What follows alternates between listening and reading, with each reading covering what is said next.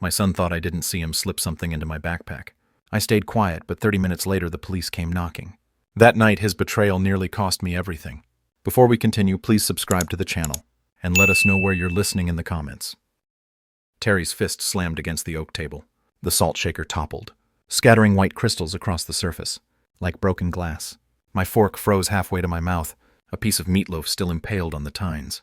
"Dad, we need another $2,000 this month." The words hit harder than his fist had hit the table. I set my fork down slowly, deliberately, the metal clinking against the ceramic plate. The sound echoed in the sudden silence. Zella sat across from me, her wedding ring catching the overhead light. As she twisted it around her finger, her makeup was smudged beneath her eyes. She'd been crying before dinner. "Enough." The word came out sharper than I intended. "You're 28, Terry. It's time to learn to provide. For your wife, yourself." He towered over me, his face flushed with anger or desperation. Sometimes it was hard to tell the difference. With my son, the refrigerator hummed behind him, a steady drone that filled the spaces between our heavy breathing. "You're being selfish." Terry's voice cracked slightly. Mom would have understood us. She would have helped. The mention of Martha struck like a physical blow. I felt my jaw tighten, my hands clench involuntarily. Zella's quiet sobbing began, muffled by the napkin she pressed to her face. The green beans on my plate had gone cold, congealing in their butter sauce. I pushed my chair back. The legs scraped against the linoleum, with a harsh grating sound that made Zella flinch. The overhead fixture cast harsh shadows across all our faces, turning this family dinner into something resembling an interrogation. "I've given you $2,200 this month alone," I said, standing slowly. My knees protested.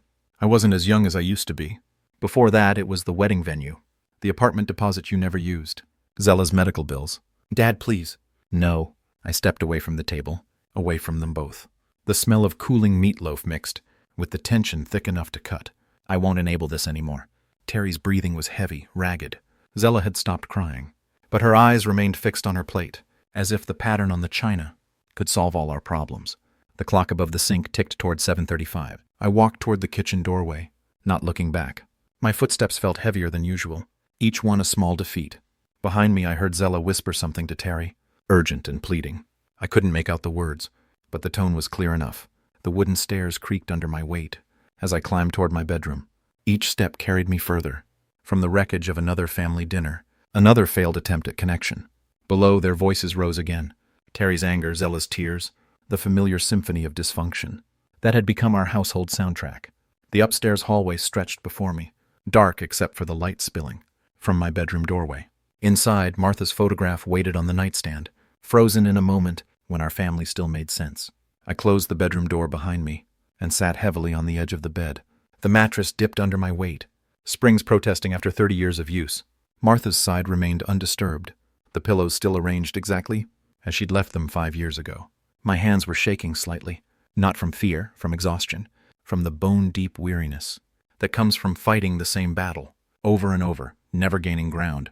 The photograph on the nightstand showed Martha, in her blue dress, the one she'd worn for our 25th anniversary cruise. Her smile was radiant, genuine.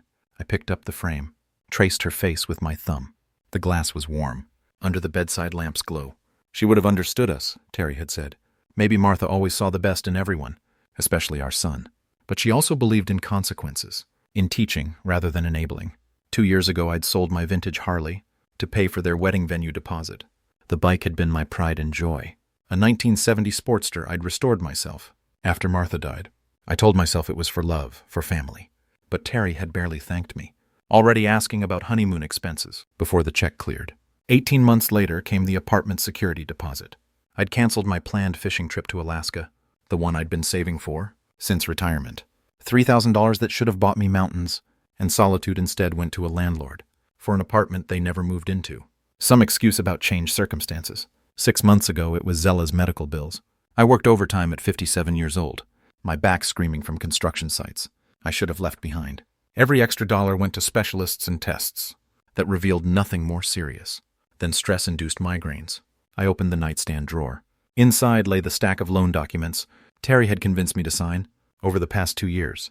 Personal loans, credit applications, emergency fund withdrawals. My signature on each one, written in moments of paternal weakness.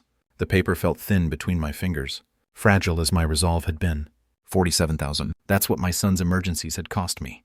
Since Martha's funeral. $47,000 that should have secured my retirement, instead of financing his irresponsibility. Martha's perfume bottle still sat on the dresser, nearly empty but uncapped. Sometimes I opened it just to remember. Tonight the scent seemed accusatory, rather than comforting. In the mirror above the dresser, I saw an old man, tired eyes, graying hair, shoulders bent from carrying burdens that weren't mine to bear. When had I become this person? When had love become synonymous with financial rescue? Martha's last words echoed in the quiet room. Teach him to fly on his own, Ray. Don't let him live in our shadow forever. I closed the drawer firmly. The stack of loan documents disappeared. Behind the wooden panel, like evidence of my failures as a father. Below, their voices had dropped to urgent whispers. I could make out Terry's tone, pleading now instead of demanding. Zella's responses came in short bursts, as if she were giving instructions. Setting the photograph back on the nightstand, I turned off the bedside lamp. Darkness wrapped around me, but I didn't lie down. Instead, I sat in the quiet, listening to the house settle, to the muffled conversation downstairs, to the sound of my own breathing, gradually slowing to normal. Tomorrow would be different. It had to be. The coffee maker gurgled its familiar morning song, steam rising from the glass carafe, like incense in a church. I'd been awake since 5:30, unable to sleep after the night's revelations. The kitchen felt different in the early morning light, cleaner somehow, as if the darkness had washed away yesterday's confrontation. I stood at the sink in my work clothes, flannel shirt and jeans, that smelled faintly of sawdust, from my garage workshop. Outside the window, the neighbor's dog was barking at something invisible. Mrs. Peterson's newspaper lay in her driveway, waiting for her to shuffle out in her bathrobe. Footsteps on the stairs announced Terry's arrival. He appeared in the doorway at 7:05, wrinkled t-shirt hanging loose over boxer shorts. His hair stuck up at odd angles, and dark circles shadowed his eyes. He avoided looking at me directly. "Coffee is fresh," I said without turning around. My voice sounded normal, controlled. "Good, thanks." The word came out, as barely more than a mumble. I heard him fumbling with a mug, the ceramic clicking against the coffee pot, as his hands shook slightly. Zella entered 2 minutes later, bathrobe wrapped tight around her small frame. Her hair was unkempt. Yesterday's makeup smudged beneath puffy eyes. She'd been crying again. Or maybe she'd never stopped. "Good morning," she said tentatively, hopefully, as if the right words might repair the damage from last night. I nodded without speaking. The silence stretched between us like a chasm, broken only by the coffee maker's final hiss and the distant rumble of the newspaper delivery truck. I methodically washed last night's dinner dishes, my hands moving through the familiar motions. Plate, rinse, soap, scrub. The water was almost too hot, but I welcomed the slight burn against my skin. It felt like clarity. Behind me, Terry poured coffee with unsteady hands. The liquid splashed slightly, drops hitting the counter with tiny impacts. Zella attempted to make toast, but the smell of burning bread soon filled the kitchen. She scraped the charred surface over the sink, black crumbs falling like ash. "I'm going out today," Terry announced, his voice defensive before I'd even responded. "Job interviews." I turned from the sink, finally meeting his eyes. They darted away immediately, focusing on his coffee mug instead. "Take the house key," I said quietly. The implication hung in the air. He might not be back, or maybe I wouldn't be here when he returned. Terry's face flushed, but he didn't argue. The morning sunlight streaming through the window highlighted dust motes dancing in the space between us. Everything felt suspended, waiting. I could hear my own heartbeat in the silence, steady and determined. Terry grabbed an apple from the bowl on the counter, instead of sitting for breakfast. His sneakers squeaked against the linoleum as he paced toward the doorway, then back again. Nervous energy radiated from him, like heat from a furnace. "Terry," I said, stopping him mid-pace. He turned, hope flickering in his eyes, for just a moment. "Responsibility," I said simply. "It's not a dirty word." The hope died, his jaw tightened, and without another word, he left the kitchen. Seconds later, the front door slammed, with enough force to rattle the windows. The sound echoed through the house, like a gunshot. Zella remained at the table, her burnt toast untouched on its plate. She looked at me with pleading eyes, mouth opening as if to speak, but I was already moving, pouring my coffee into a travel mug, heading toward the garage. My truck's engine turned over on the first try, a reliable rumble that had never let me down. As I backed out of the driveway, I could see Zella through the kitchen window, alone with the mess of our interrupted breakfast, and the weight of whatever secrets she and Terry shared. The morning stretched ahead of me, full of possibility and dread in equal measure. Terry's animated voice reached me before I saw him. The front door had barely closed behind me, when he jumped up from the sofa, his face bright with an excitement that seemed almost frantic. "Dad, I'm sorry about yesterday. Tech Forge Solutions hired me." The words hit me like a surprise punch. I set my lunch cooler down carefully. On the hardwood floor, my work-worn hands suddenly unsteady. Terry bounded toward me with arms outstretched, pulling me into an embrace that lasted too long, held too tight. Really? The hope in my voice surprised me. That's wonderful, son. Zella burst into theatrical applause. From her perch in the armchair, her hands coming together, in sharp staccato claps. Her makeup was perfect. Too perfect for someone who'd been crying yesterday. The bright smile painted across her face didn't quite reach her eyes. He got the call this afternoon, she announced, as if she were narrating a game show. Senior IT consultant position. Terry released me but stayed close, running his hands through his hair. In that nervous gesture I'd known since childhood. His shirt was crisp, freshly ironed. When had he found time to do laundry? I knew you had it in you, I said, feeling my shoulders relax for the first time in days. The afternoon sunlight streaming through. The living room windows caught the dust motes, dancing between us, making everything seem softer, more forgiving. When do you start? Monday. They want me immediately. Terry's response came too quickly. As if he'd rehearsed it, his voice pitched, slightly higher than usual. The familiar weight of parental pride, mixed with relief, began settling in my chest. Perhaps yesterday's harsh words had motivated him toward real responsibility. Maybe Martha had been right. Sometimes tough love was the only path forward. But something nagged at me. Terry kept adjusting his shirt collar, smoothing down fabric that wasn't wrinkled. His eyes darted to Zella, seeking some kind of confirmation or reassurance. What's the salary like? I asked, settling into my recliner.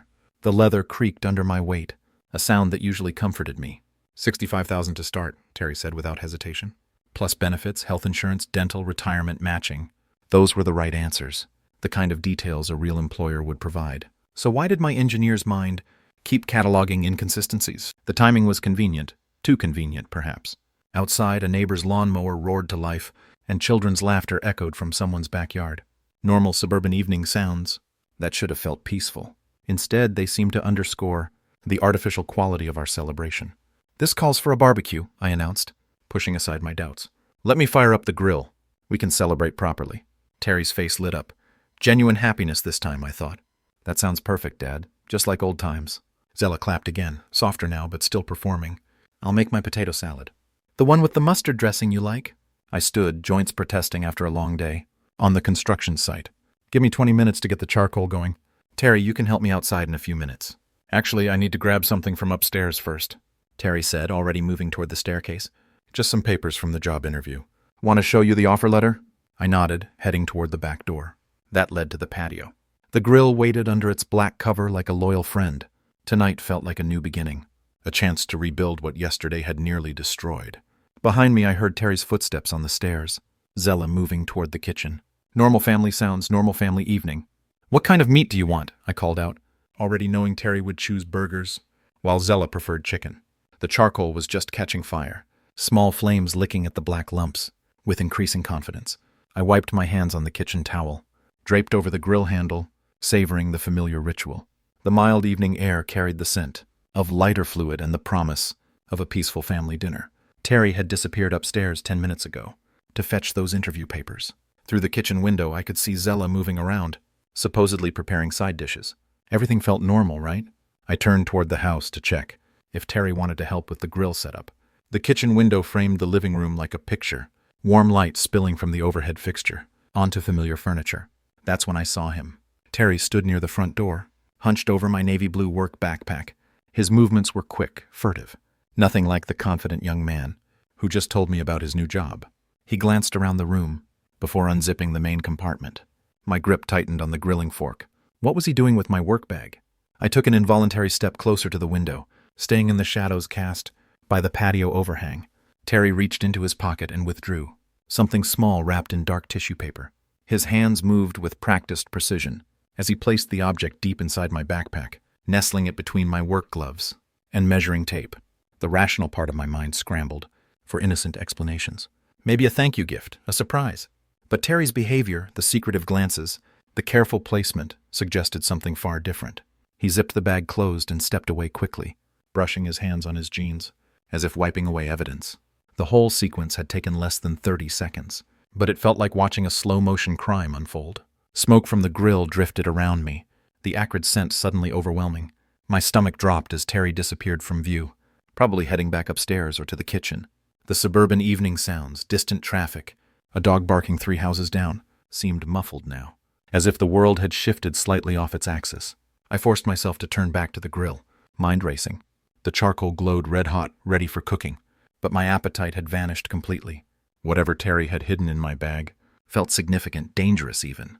But confronting him now would reveal I'd been watching, spying on my own son. The back door opened with its familiar squeak.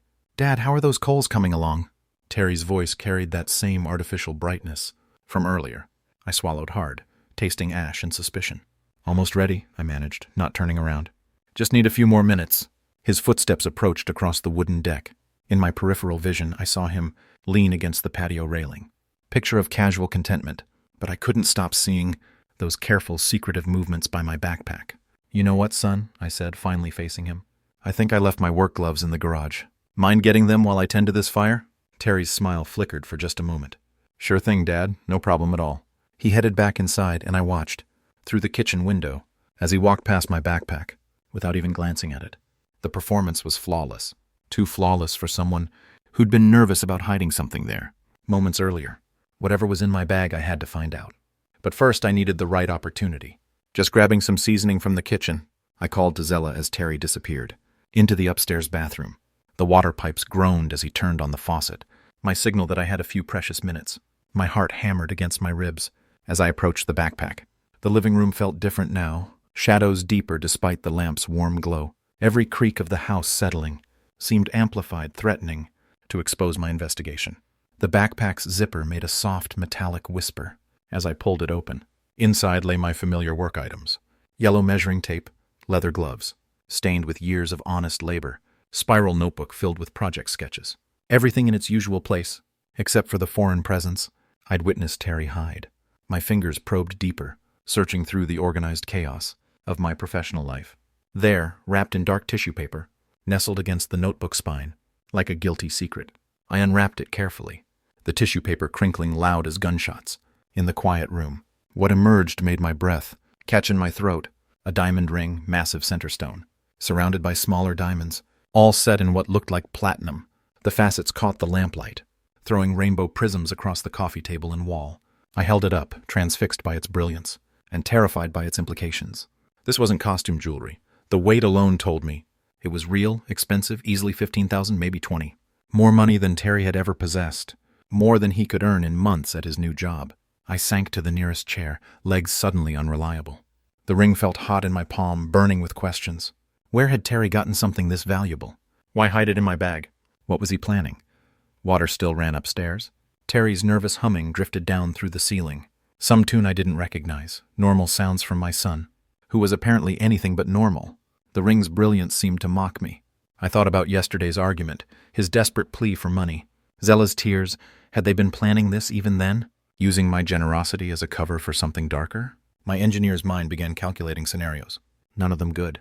If Terry had stolen this ring, putting it in my backpack made me an unwitting accomplice. If he planned to claim I'd stolen it, the water shut off upstairs. Footsteps crossed the bathroom floor. Terry would be down any moment, expecting to find me outside, playing the role of proud father, celebrating his son's success. In a moment of pure instinct, I slipped the ring into my pocket and quickly repacked the backpack. The tissue paper went back in, positioned, as closely as possible to how Terry had left it. My hands shook as I zipped the bag closed. Terry's footsteps reached the top of the stairs. Just as I stood up, legs still unsteady, the ring felt like a lead weight in my pocket. Evidence of betrayal. I wasn't ready to confront. "Dad, everything okay in there?" Terry's voice carried artificial concern. "Just heading back out," I called, moving toward the kitchen. My body functioned while my mind reeled, with implications I couldn't yet process. The ring burned against my leg with each step, a constant reminder that nothing was what it seemed. Terry's voice drifted through the kitchen window. "Dad, how do you want these steaks? Medium rare?" "Whatever you think is best," I called back, my voice steady despite the storm in my chest. The ring felt like a burning coal in my pocket, its weight pulling more than just fabric. My feet found the carpeted stairs, avoiding the third step that had creaked for 20 years. Each movement felt calculated, purposeful, an engineer's approach to solving an impossible problem. Terry had violated my personal space, my trust. Something was very wrong with this situation. The hallway stretched before me, lined with family photos like evidence of a life misunderstood. Terry's bedroom door stood slightly ajar. Afternoon light filtered through the window. Through the glass, I saw my son's silhouette bent over the grill, playing the role of family man. I pushed the door open slowly, testing for squeaks. The hinges remained silent, well-oiled from years of maintenance. Inside, the room held mixed scents of Zella's perfume and barbecue smoke. Her clothes draped over the chair. Terry's laptop closed on the desk. Scattered papers nearby, the detritus of their shared deception. The dresser stood against the far wall. 3 drawers stacked like secrets waiting to be revealed. I chose the middle one, sock drawer. My weathered hands moved among intimate belongings, pushing aside cotton socks and underwear to create a hollow. If Terry could put things in my bag without permission, I could return the favor. The tissue paper crinkled softly as I nestled the ring, deep beneath their clothing, exactly where it would be found. "Dad, these are looking perfect out here." Terry's voice carried genuine enthusiasm. I closed the drawer carefully, ensuring everything looked undisturbed. The room held no evidence of my presence, except the faint warmth from my hands. Through the window, Terry was arranging something.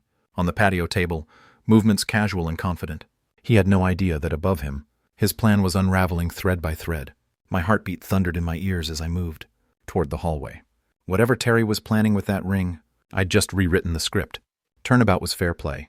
If my son wanted games, he'd learn I knew how to dismantle them. The stairs received my weight in reverse order, avoiding familiar creaks. In the kitchen, I grabbed steak sauce from the pantry, my excuse for being inside. Through the window, Terry waved at me, all smiles. I stepped back onto the patio just as multiple car doors slammed. The sound cut through the evening air like gunshots. I turned toward the front of the house, spatula raised. Why would multiple vehicles arrive unannounced? During our family dinner? Terry's face transformed in an instant. The casual smile vanished, replaced by something that looked like excited anticipation. He moved toward the house with sudden purpose, no longer the relaxed son helping with barbecue. "Who's here?" I asked, confusion in my voice. "Were you expecting someone?" "I have no idea," Terry replied, but his tone carried theatrical shock, rather than genuine surprise. Maybe neighbors checking on the smoke. Voices approached from the front yard. Authoritative, professional. My stomach dropped. These weren't neighbors. 3 uniformed officers appeared through the side gate, led by a stern-faced woman in her 40s. Her hand rested near her radio, eyes scanning our scene with professional assessment. "Police, nobody move." I stepped backward, spatula clattering to the patio stones. Zella emerged from the kitchen carrying a salad bowl, freezing when she saw the officers. The bowl slipped from her hands, lettuce scattering like confetti at a disaster. Terry immediately pointed at me, his fingers steady and sure. "Officer, that's him. I saw the ring in his backpack." The words hit me like a physical blow. "What nonsense?" I stammered. Genuine bewilderment cracked my voice. "What ring?" But Terry was already moving closer to the officer, his cooperation eager and practiced. Too practiced. His body language radiated confidence, not the concern of a normal son. Officer Brooks, the lead officer, introduced herself, studying the scene with sharp eyes. "We received a report about stolen jewelry." "Terry Harland, yes ma'am," Terry responded immediately. "I found evidence in my father's possession. A diamond ring from the jewelry store robbery downtown yesterday." Yesterday. While he'd been gone for job interviews, the pieces clicked together in my engineer's mind, each revelation more sickening than the last. Officer Brooks spoke into her radio, while her partners positioned themselves strategically around the patio. The barbecue continued smoking, unattended steaks beginning to char, filling the air with the acrid smell of burning meat. "Sir, we need you to step away from the grill," Officer Brooks directed me. Her tone was professional but carried the weight of authority I couldn't ignore. I moved slowly, hands visible, mind reeling, with the impossibility of the situation. This was my backyard, my family, my barbecue. Yet I was being treated like a criminal. Based on my own son's testimony, Terry walked beside the officers as we moved toward the house, discussing the evidence with suspicious familiarity. He knew exactly where my backpack was located, exactly which compartment I supposedly used. His knowledge was too specific, too detailed. For someone who'd simply stumbled upon evidence, Zella followed behind, silent tears streaming down her carefully made-up face, but her positioning near Terry, her practiced distress, it all felt choreographed. As we approached the back door, I caught Terry's reflection in the kitchen window. For just a moment, when he thought no one was watching, his expression shifted. The mask of concerned son slipped, revealing something calculating underneath. My own son had called the police on me, and somehow I was walking into a trap, one that had been 30 years in the making. Officer Brooks spread my backpack contents across the coffee table. Work gloves, measuring tape, energy bars, notebook, small tools, the honest inventory of a man who'd spent decades building things rather than stealing them. Terry stood beside the table, confidence radiating from every gesture as he pointed out compartments. "It should be in the front pocket, wrapped in tissue paper. I saw him putting it there this afternoon." His certainty was damning, too damning. No son should know his father's hiding places with such specificity, unless he'd put something there himself. Officer Brooks searched each pocket thoroughly. The main compartment yielded nothing but work debris. The side pockets contained only pens and business cards. Terry's confident expression began to crack around the edges. "Mr. Harlan," Officer Brooks said, looking up from the empty bag, "we're not finding the described item." "It has to be there." Terry's voice pitched higher, desperation creeping in. "I saw him put it in the front pocket. Check again." That's when the final piece clicked into place. Terry's inside knowledge, his nervous energy disguised as excitement, the careful way he'd guided officers to my backpack while avoiding any mention of his own belongings. "Officer," I said quietly, surprised by the steadiness in my voice, "maybe you should check my son's dresser drawer." Terry whirled toward me, panic flashing across his features. "What? Why would you? That's ridiculous." "There's no reason to." But Officer Brooks was already moving toward the stairs. Her partner following, Terry's protests grew more frantic. As we climbed to the second floor, his careful composure finally shattering. "This is harassment. You can't just search our private—" "Terry Harlan," Officer Brooks interrupted as she opened his bedroom door. "We have reasonable cause based on your father's suggestion and your behavior." The dresser stood exactly as I'd left it 30 minutes earlier. Officer Martinez pulled open the middle drawer, moving aside, socks and underwear with practiced efficiency. His hand found the tissue paper immediately. Terry's face went white as the ring emerged. Diamonds catching the bedroom light like accusations made manifest. The same ring I discovered in my backpack, now resting in an evidence bag with Terry's fingerprints on the tissue wrapping. "Terry Harlan, you're under arrest for filing a false police report and possession of stolen property." The Miranda rights recitation seemed to echo from a great distance. As handcuffs clicked around my son's wrists, Zella's sobs filled the hallway, her carefully constructed performance finally collapsing into genuine despair.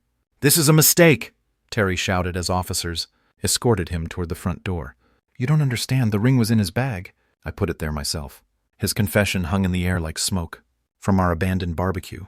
Even in custody, Terry couldn't stop himself from revealing the depth of his deception. I stood in my living room, surrounded by scattered backpack contents and overturned furniture from the search, watching 30 years of fatherhood dissolve into handcuffs and accusations. Through the front window, I could see neighbors gathering on their porches, drawn by the flashing lights of police cars. Terry's voice carried from the front yard, still insisting this was all a mistake, still trying to convince officers that his victim father had somehow orchestrated his own frame-up. But the evidence told a different story, one written in tissue paper and hidden in sock drawers, authored by a son who'd mistaken his father's love for weakness. The house felt different now, emptier, as if something fundamental had been removed along with my son in handcuffs. Police documents spread across my kitchen table like pieces of a puzzle I'd never wanted to solve. Timeline sheets, evidence photos, witness statements, the paper trail of my son's betrayal. Laid out in official black and white, I'd been sitting here since 6 o'clock in the morning, methodically working through each detail with an engineer's precision. The coffee in Martha's favorite mug had gone cold hours ago, but I couldn't bring myself to drink from it anyway. Everything in this kitchen felt contaminated now. Every surface touched by lies I'd been too trusting to see. Terry's statement to police, given before his arrest, painted a picture of a concerned son discovering his father's criminal behavior. Reading his words felt like watching a stranger wear my son's face, the calculated deception, the prepared answers. This wasn't impulse. This was months of planning. A photograph from Diamond Haven jewelry store showed the exact ring I'd found in my backpack, $18,500. The paperwork revealed Terry's credit card debt, $23,000, most of it gambling losses from the Prairie Wind Casino. The numbers aligned with surgical precision. The job interview was his alibi for the robbery, I said aloud, my voice echoing in the empty kitchen. Speaking the truth made it real, undeniable. The fake celebration dinner, the grilled steaks, all designed to get me relaxed and off guard. If his plan had worked, I'd be sitting in a jail cell, while Terry inherited this house and everything. Everything I'd worked 30 years to build. They would have let me rot in prison, for their comfort. A knock at the front door interrupted my dark analysis. Through the window, I saw Cecil's familiar silhouette, concern etched in his posture. I'd known this moment would come. The neighborhood had been buzzing with police cars and rumors, since yesterday evening. "Ray," Cecil's voice carried the careful tone of someone approaching a wounded animal. "Saw the news this morning. Thought you might need company." I opened the door to find my neighbor, holding 2 cups of coffee, and wearing the expression he'd probably used on countless victims' families during his career. Cecil understood betrayal in ways most people never would. "Come in," I said, stepping aside. "I'm trying to piece together how long this has been going on." Cecil surveyed the kitchen table, covered in police reports and photographs. His trained eye took in the evidence, with professional assessment, but his friend's heart showed in the way his shoulders sagged. "This looks like a sophisticated frame-up," he said, settling into the chair across from me. "Your son knew exactly how to manipulate the evidence. If you hadn't moved that ring—" "I still don't understand why I did that," I admitted. "Pure instinct, I guess. Something felt wrong." Cecil studied the timeline sheet, his finger tracing Terry's movements. "Your instinct saved you from a felony conviction. Look at this, they had every detail planned. The robbery timing, the planted evidence, even Zella's alibi testimony. The smell of bacon drifted from someone else's kitchen, emphasizing how normal the morning should have been. Instead, I sat surrounded by evidence that my son had tried to destroy my life for money. He would have inherited everything if I'd gone to prison," I said. "The house, my retirement savings, Martha's life insurance?" Cecil nodded grimly. "And with you branded a criminal. Who would have questioned his story? Perfect crime. If you hadn't been smarter than he gave you credit for." I gathered the papers into neat stacks, my engineer's mind organizing the chaos into manageable categories. Evidence, timeline, financial motive, consequences. Each stack represented my son's willingness. His willingness to sacrifice his father for personal gain. "I need legal advice," I said finally. "About the house, about Zella living here, about protecting what's left." Cecil stood. Understanding this conversation marked the end of one chapter and the beginning of another. "Let's get you to a lawyer, Ray. Time to start thinking about your future, instead of their betrayal." I looked around the kitchen, where family meals had once brought joy. Now I saw contaminated memories everywhere. The table where Terry had slammed his fist. The window where I'd witnessed his deception. The chairs where lies had been served. Alongside dinner, standing felt like lifting a great weight, but also like shedding something I no longer wanted. The courthouse steps felt solid beneath my feet, as Cecil and I climbed toward the entrance. At 8:30 sharp, 3 weeks of preparation, with prosecutors, had led to this moment. Watching my son face consequences for trying to destroy my life. Inside, the courtroom buzzed with quiet efficiency. Wood paneling and formality couldn't disguise the drama. I adjusted my tie nervously, uncomfortable in the suit I'd worn to Martha's funeral 5 years ago.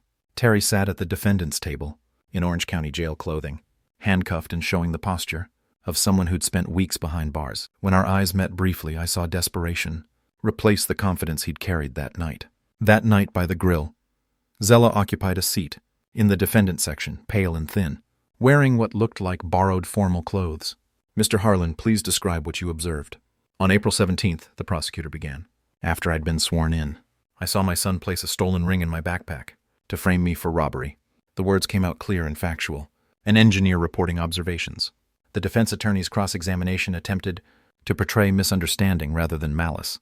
"Isn't it possible you're mistaken about your son's intentions, Mr. Harlan?" "No," I replied simply. "The evidence speaks for itself."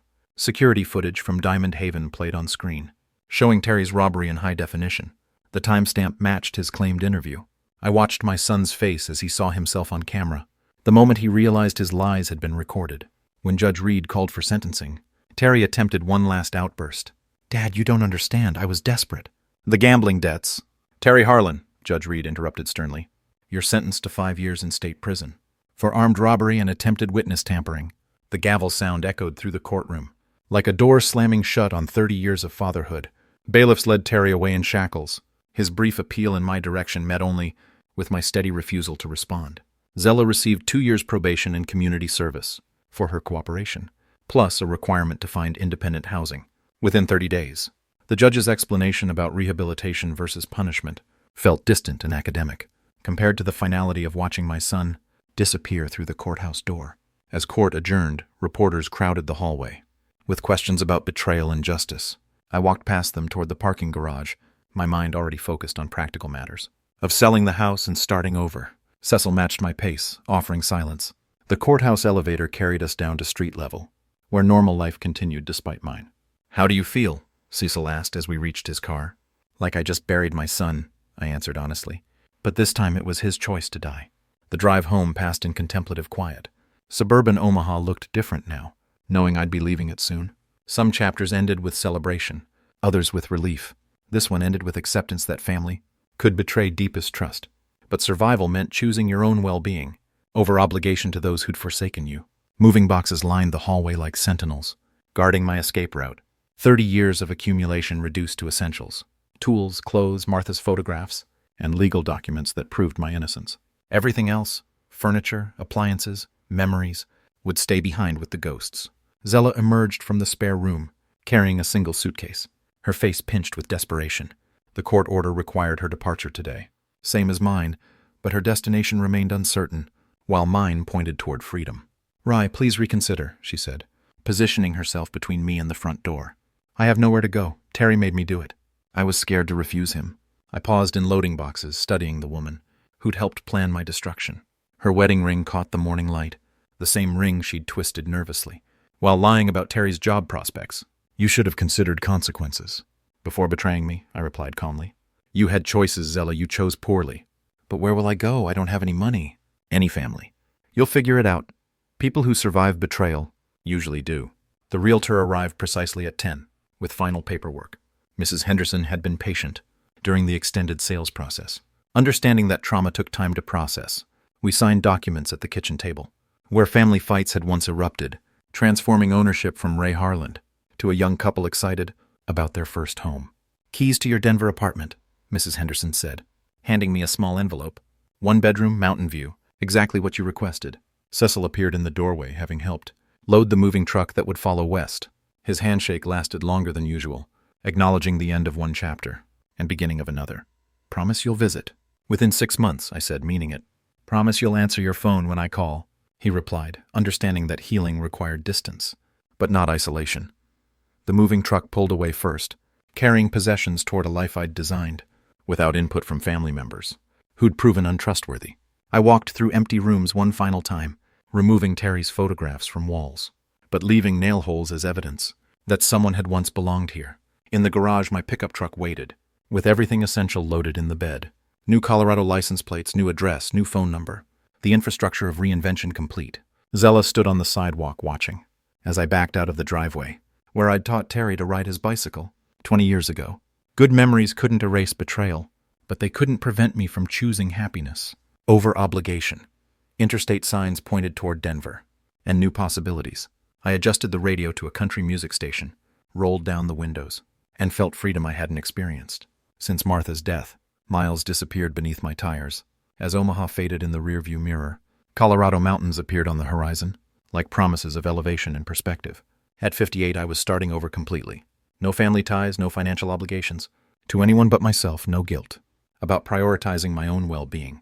The truck's engine hummed steadily westward, carrying a man who'd learned that sometimes the greatest act of love is refusing to enable those who'd destroy you. Behind me lay 30 years of family loyalty. Ahead waited whatever I chose to build, with the time I had left, and for the first time in years. That felt like enough, before saying goodbye. If this story touched your heart, please give it a like, and share it with someone who needs to hear this today. Don't forget to subscribe for more true family betrayal stories that remind us we are stronger than we think.